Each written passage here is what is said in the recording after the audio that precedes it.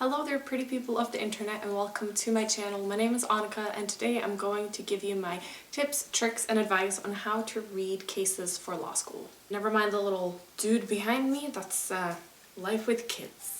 The majority of your time in law school is going to be spent reading cases, and that's what you're going to be tested on, that's what you're going to have to memorize and get good at, yet no one really tells you how to do that, so that's what I'm trying to help you all with today. I would recommend that you do all these things in order and that you do them until you start feeling confident that you can read cases better yourself. This will often take weeks, months, semesters, but you will eventually get there, so don't worry too much.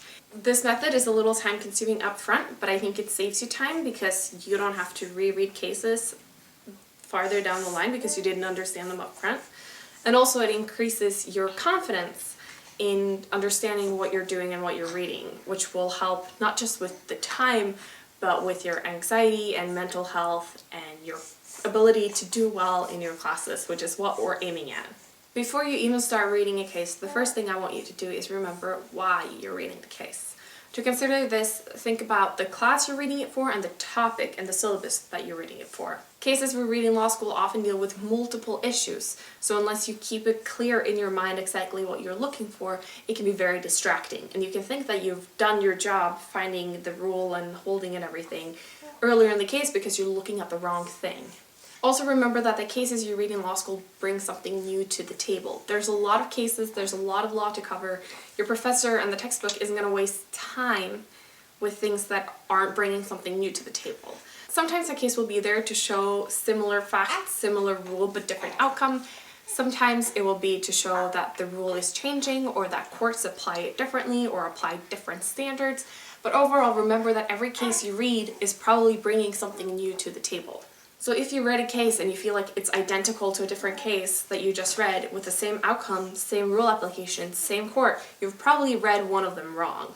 The next thing you want to do is to start with a summary you find either in the book or online. I recommend doing both because you will get slightly different perspectives, more updates, and one of them will probably appeal more to you than the other and make more sense. Especially in the first years of law school, the cases you're going to read are going to be big, there's going to be so many resources out there, so just Google the case name and maybe summary, holding, any of these keywords, and you will find tons of good resources. What I want you to look for here is look for things like the holding, the parties, a little factual background, procedural background, so that you have an understanding of where you're going and where you came from before you read the case. The thing is, this is not supposed to be like a secret or a trap.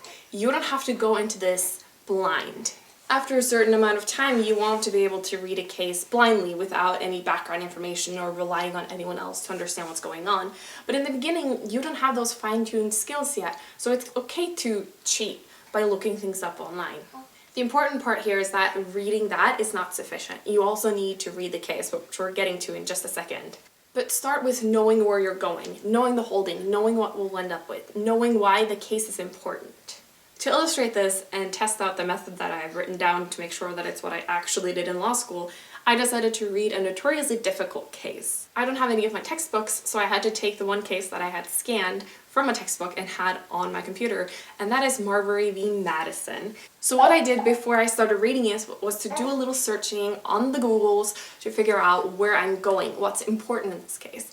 The case deals with three major questions, but it's really the third one that is important. It spends a lot of time talking about the first two ones, so when I first read it as a 1L student, I really focused on those. That wasn't a mistake on my part, and if I had read a summary online before, I would have known that the meat of the case is in the third question. The third thing you want to know is the parties in the lawsuit.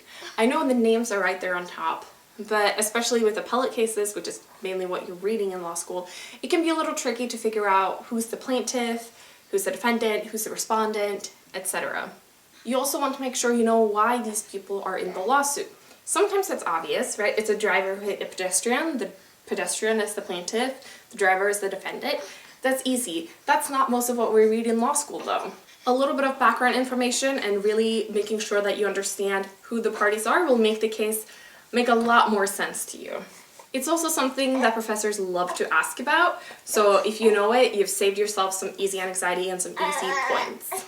The next thing you want to do is figure out who wins. And I know this feels like you're kind of skipping to the end, but again, this is not like a novel. It's not like a mystery. You shouldn't have to feel like you're confused the whole way. If you know who's going to end up winning, then you know where you're going. You know which rules to pay attention to. You know to pay attention to when the judges argue one side very heavily and then suddenly switch.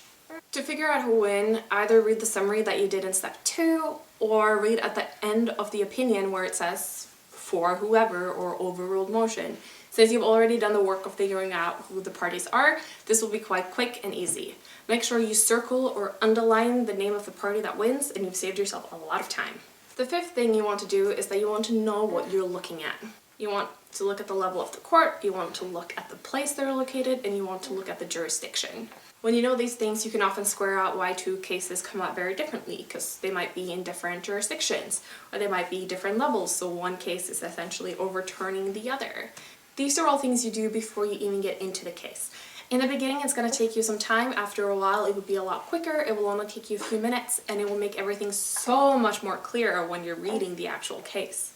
When you're reading the case, you should look for facts. You should look for precedent and previous cases mentioned. You should look up the rules as stated in the case, the rules as applied in the case, and then the conclusion or verdict at the end. There are many different ways to mark this, highlight this. I like to just mark in the margins what I'm looking for. I think I've talked about this in a different video as well, that I like to use 3 different color highlighters depending on what I'm looking for. You figure out what works for you. There's no need to have like 16 different highlighting colors.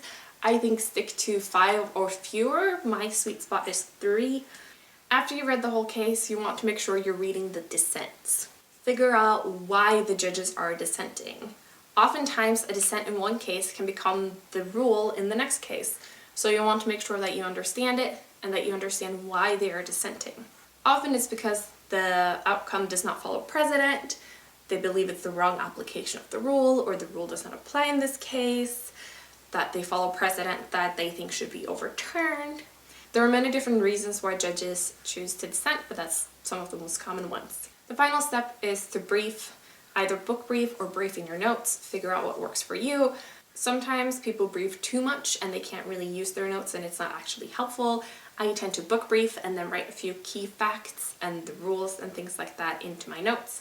As you do this more, you'll get better, you'll realize what's actually important, what that specific professor is looking for, what level of detail, but always make sure that you have your book with you, that you've taken notes in, that you've written in, and that you have your notes in where you've kind of processed all that information and have all that extra information that you researched before reading the case.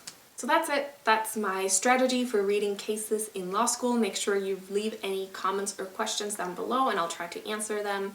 Cases are really intimidating at first. You'll get better at it. You'll realize what actually matters, what your professor thinks matters, and sometimes we just get it wrong. Sometimes we focus on the wrong thing, or we don't focus enough on certain aspects that are important to some people but not to others, and that's okay. Make sure you like this video if you found it helpful, and subscribe if you want more tips on school, law school, or just life updates. At some point, I will be able to film without holding this one. Today is not the day, but we'll get there. Thank you all so much for watching, and I will see you in the next one. Bye!